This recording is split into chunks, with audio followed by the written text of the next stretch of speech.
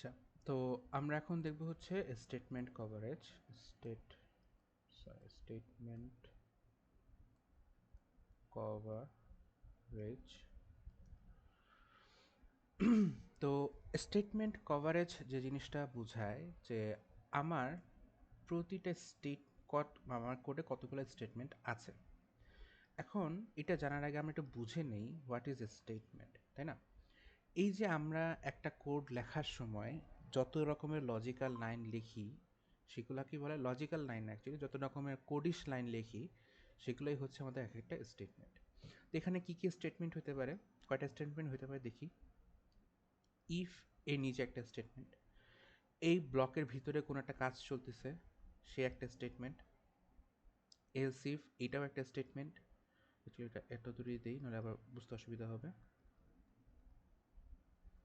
Else if, সে নিচে একটা statement, and এই যে এও একটা স্টেটমেন্ট। দ্যাট মিনস আমাদের টোটাল স্টেটমেন্ট কয়টা আছে? টোটাল স্টেটমেন্ট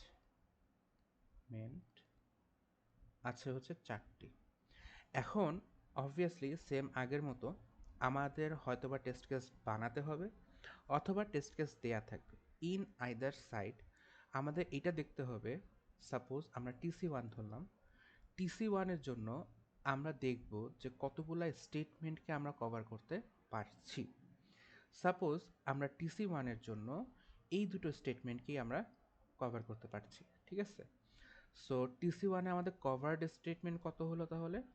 কভার্ড স্টেটমেন্ট হচ্ছে 2টা। তাহলে কভারেজ আমরা কতটুকু করতে পারছি? কভারেজ আমরা 4টা স্টেটমেন্টের মধ্যে 2টা স্টেটমেন্টকে কভার করতে পারছি। তো আমাদের কভারেজ আসছে হচ্ছে আপনার কত? 50%। বুঝা গেছে?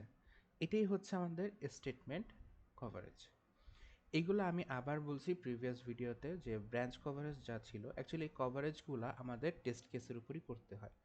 যে আমাদের কোশ্চেনে যদি টেস্ট কেস বলা থাকে, তাহলে সেই টেস্ট কেসটা কতগুলা ব্রাঞ্চ কভার করতে পারছে, অথবা সেই টেস্ট কেসটা কতগুলা স্টেটমেন্টকে কভার করতে পারছে। That is it.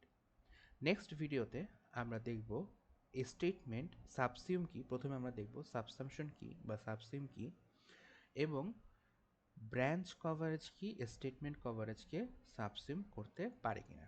Thank you.